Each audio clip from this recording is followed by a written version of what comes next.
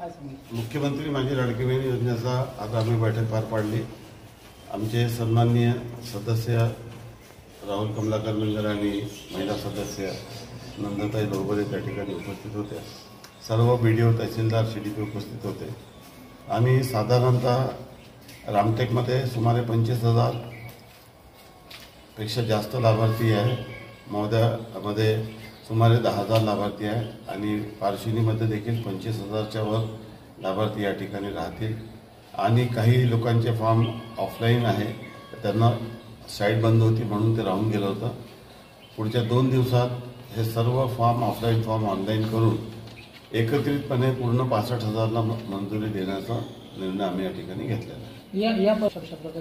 नाही, काही अंगणवाडी सेविकांनी चुकीचं काम केलं त्या संदर्भामध्ये आणि लाभार्थ्यांना फॉर्म परत केले। वास्तविक पाहता त्रुटी पूर्तता करणं हे अधिकाऱ्यांची जबाबदारी आहे।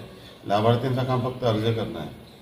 त्या अर्जामध्ये ऑनलाईन करणं हे प्रशासकीय व्यवस्थेची जबाबदारी आहे आणि प्रशासकीय अधिकाऱ्यांनी सर्व टीम लावलेली आहे।